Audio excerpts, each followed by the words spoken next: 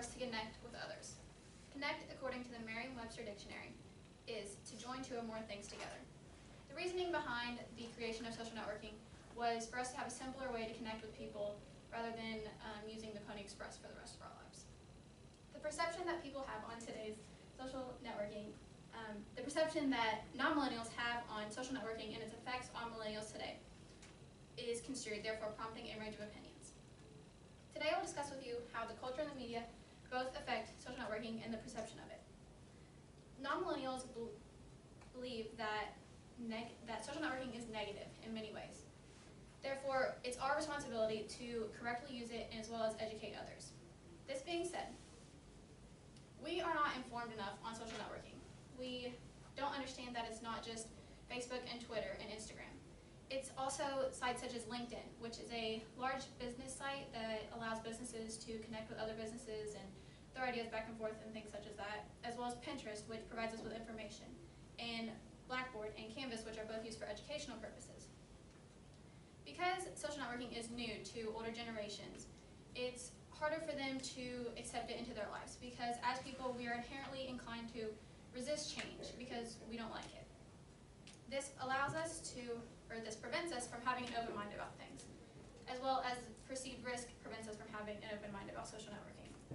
Perceived risk is the thought that something's going to go wrong when we try something new, and a lot of older generations think that way when they think of social networking. There's a model called the TAM, which is the Technology Acceptance Model, and it measures, and I quote, the degree to which a person believes that using a particular system would enhance his or her job performance. So there's been a lot of research done with this model, and it allows us to analyze the adoption process of social networking into our lives, as well as our perceived usefulness on it, or what we think the perceived usefulness of social networking would be. So perceived usefulness is how well we think something's going to help, or how much we think it's going to help us in the future. The TAM also allows us to predict the intentions of people who think of social networking, so it allows us to look at how people predict it's going to help them. So the results of the research that was done with the TAM were concurrent with what you would think they would be. So people who viewed it negatively also didn't incorporate it into their lives. So moving on to how the media affects this.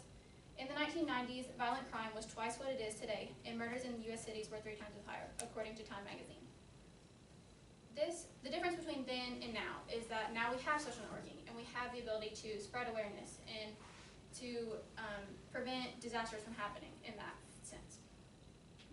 We also are allowed to, or we also have the ability to connect with other countries and create more allies. And finally, the cultural effects. If our parents view social networking negatively and our grandparents do because it's new to them, that's going to affect our opinions that we have on it. And it's important to remember when considering all of this, that it's our responsibility to avoid bullying and other things that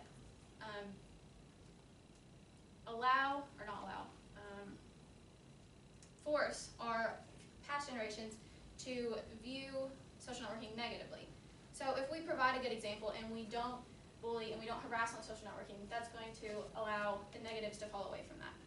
And if people don't see the bullying and they don't see that, it's going to be less likely for them to feed off of it and for that to go further than it would. It's our responsibility also to inform past generations and future generations on the opportunities that it provides.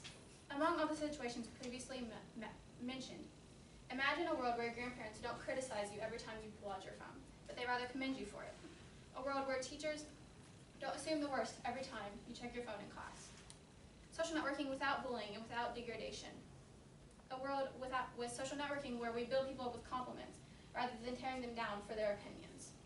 Where our elders realize that we can use social networking for informational reasons and not just wasting our time. If this were true everywhere, what more could we want? If you take nothing else away from this, keep in mind that we are the future.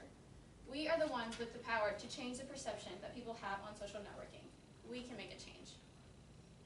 People aren't informed on social networking, therefore they have produced wrongful opinions on it. The positives are covered up by all the shaming and the degradation that happens on social networking because we tend to focus on the negatives of things. Everyone in this room is affected daily because of social networking. In 20 years, your children are going to view our world because of this. How do you want them to see our new way of life? You have to start somewhere. Why not with you? Robert F. Kennedy said that the purpose of life is to contribute in some way to make things better. Take his advice.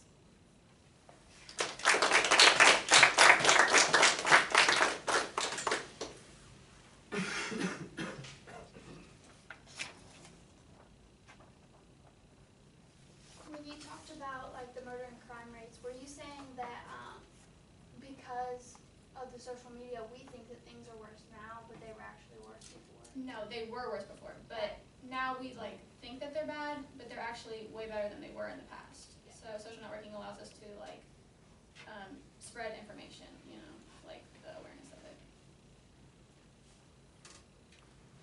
Do you know of the people who are actually paid to go on social networking and troll people?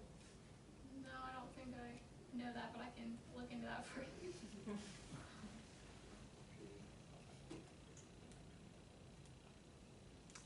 Is it perceived to be negative because of what's on social media, or how it's used, or overconsumption of its use? I think all of it is kind of incorporated into the opinions of it because older generations see us on it all the time and they hear about the negatives of it and they just think of it negatively. Do you think if older generations maybe used social media more and actually saw what it was about, that they would kind of change their opinions on that? I think so because